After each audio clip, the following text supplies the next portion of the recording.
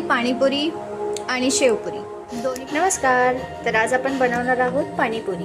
आता इथे पाणीपुरीच्या पाण्यासाठी काय काय साहित्य लागणार आहे ते आपण बघूयात। इथे मी कोथिंबीर घेतली आहे, 4 लवंग, 4 काळी मिरी, पुदिना, हिरवी मिरची, अद्रक आणि चवीनुसार मीठ। आता हे आपण सर्वांना मिक्सरमधून काढून घेऊया। इथे तुम्ही बघता आपलं रेडी आहे बॅटर। मी अजून पाणी टाकते ह्याच्यामध्ये, अजून 1 ग्लास पाणी टाकते।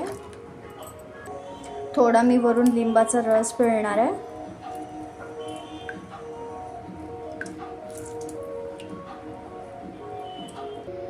इथे आपलं पाणीपुरीचं पाणी रेडी आहे।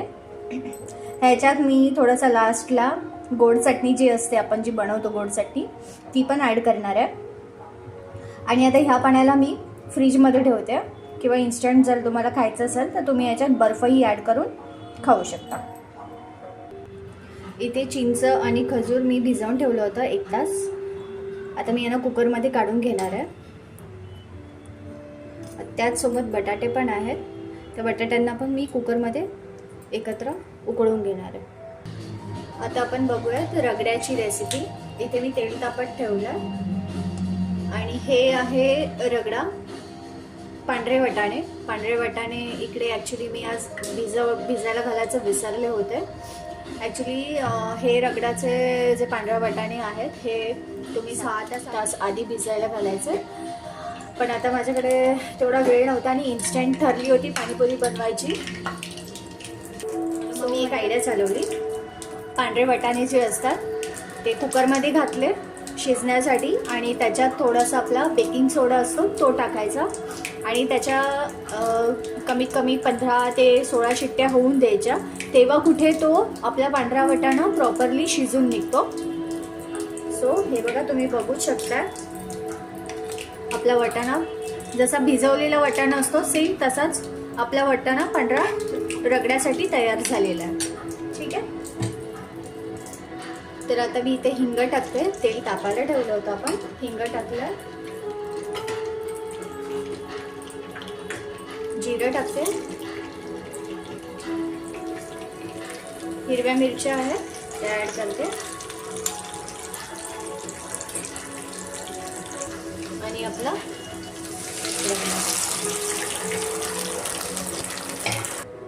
हळद, मीठ आणि 1 उकडलेला बटाटा।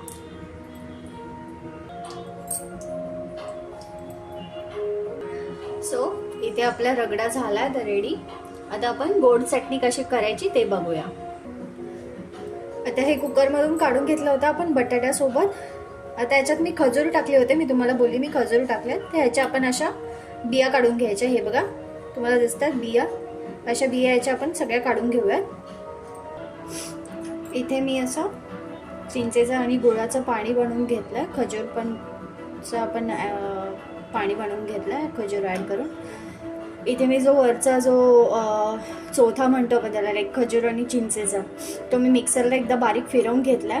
त्याचा अशा पद्धतीने बारीक केलं त्याला पाणी टाकून थोडंसं, आणि आता असं मी गाळून घेते। इथे मी गूळ किसून टाकते, किसून अंदाजान अशा प्रकारे गूळ करते आणि टाकते मी। ठीक आहे,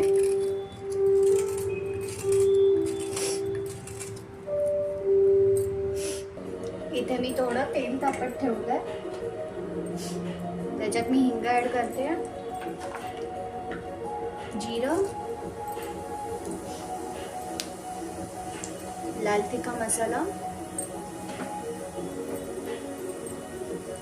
आणि आपली चिंचेची चटणी।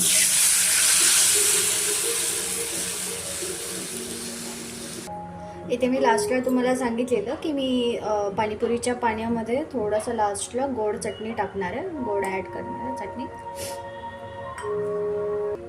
थोडीशी आपण याला मिक्स करून घेऊया तुमच्या आवडीप्रमाणे। तुम्हाला जर टाकायची आहे तर तुम्ही टाकू शकता, तुम्हाला जर नाही टाकायचं तर नाही।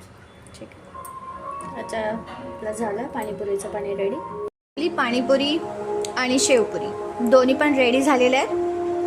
तुम्हाला जर माझी रेसिपी आवडली असेल तर प्लीज माझ्या चॅनलला लाईक शेअर अँड सबस्क्राईब करा.